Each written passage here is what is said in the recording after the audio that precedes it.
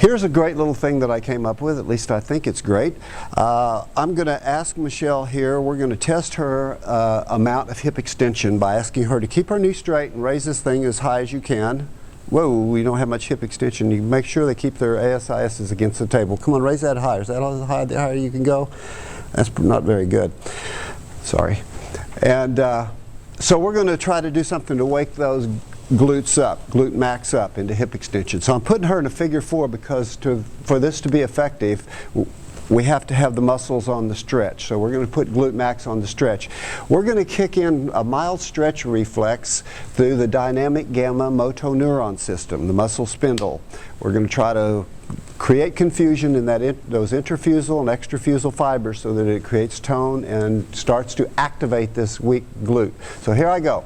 I've got soft fist. You can use whatever tool you want. I'm dropping my body weight and I'm going to start with a fast-paced, almost irritating, slightly irritating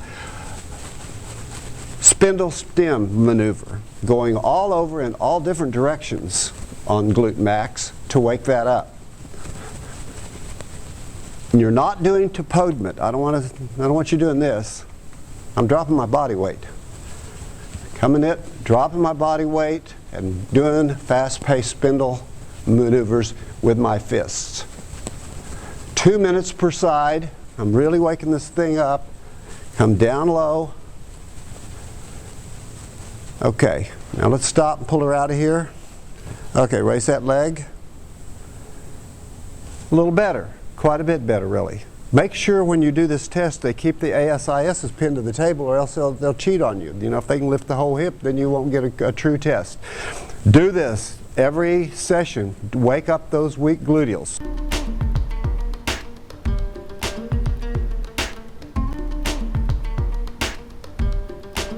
First of all, I'm going to test Michelle to see how activated her lower shoulder stabilizers really are, how activated they are.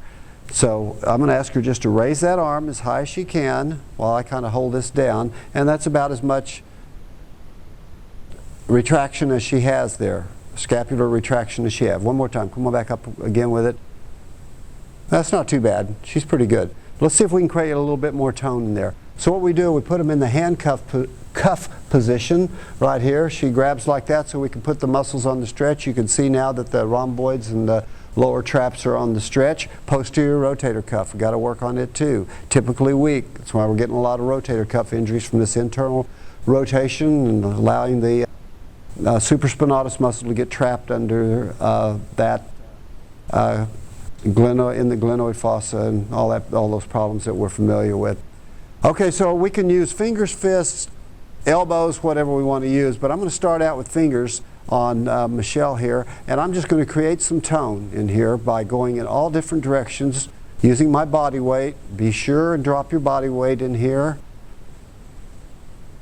and stimulating tone in first the lower shoulder stabilizers all the way down to the lower traps where the lower trapezius insert around T12. Creating some tone and moving the erectors back toward the midline and creating some tone. All different directions. The fibers run in all different directions. You can do this with fists. Dropping your body weight. You've got to really put some force through there to make it work. The dynamic gamma motoneuron system of the muscle spindle is what's causing this activation. Now come on to the posterior rotator cuff. So I'm going to create a little tone in the posterior rotator cuff muscles. Okay, so we've just done this one side.